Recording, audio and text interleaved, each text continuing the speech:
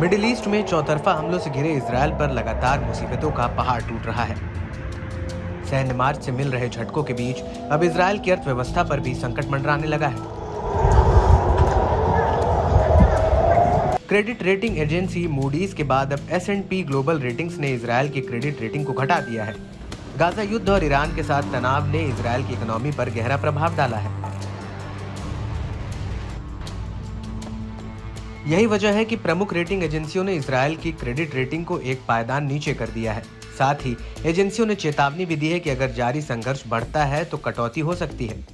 S&P global ratings ने Israel की credit rating को घटाया है। दावा है कि इजरायल की इकोनॉमी धीमी हो गई है और भू राजनीतिक जोखिम बढ़ गए हैं। मालूम हो कि इस साल फरवरी महीने में मूडीज ने भी अपनी रेटिंग में गिरावट दर्ज की थी।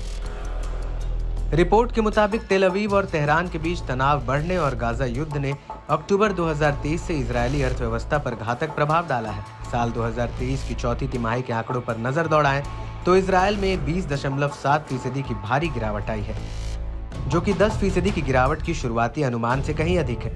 पिछले साल इजरायल का कर्ज $43 बिलियन बढ़ गया है। इसमें से $22 बिलियन जंग की शुरुआती के बाद से जमा हुआ था। इजरायल की करेंसी शेकेल भी 2024 में डॉलर के मुकाबले 4% से अधिक घट गई है। S&P का अनुमान है कि इस साल के अंत तक इजरायल का कुल घाटा लगभग 4% से बढ़कर 8% हो जाएगा। इसका मुख्य कारण उच्च रक्षा खर्च माना जा रहा है। इसमें अनुमान लगाया गया है कि 2026 में शुद्ध सामान्य सरकारी कर्ज 66% तक पहुंचने की संभावना है। ऐसा अंदेशा भी है कि मिडिल ईस्ट में संघर्ष के किसी भी तरह के विस्तार से इजरायल की अर्थव्यवस्था पर और भी बड़ा असर पड़ सकता है। खास बात है कि क्रेडिट रेटिंग ने यह बदलाव तब किया है जब अमेरिकी अधिकारियों ने दावा किया कि इजरायल ने बदले की आग को शांत करने के लिए रातों रात ईरान पर हमला किया।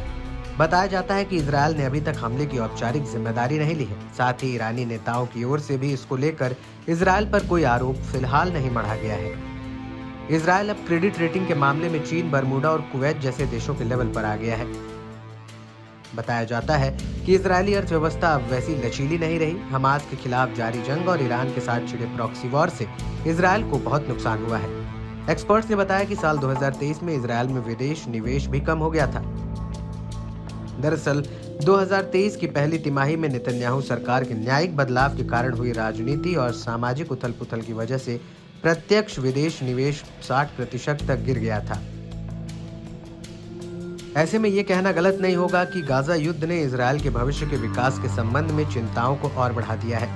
ये देखना भी काफी अहम रहेगा कि गाजा में फंसी इजरायली फोर्स अब अपने इस ऑपरेशन में कामयाब हो पाती है।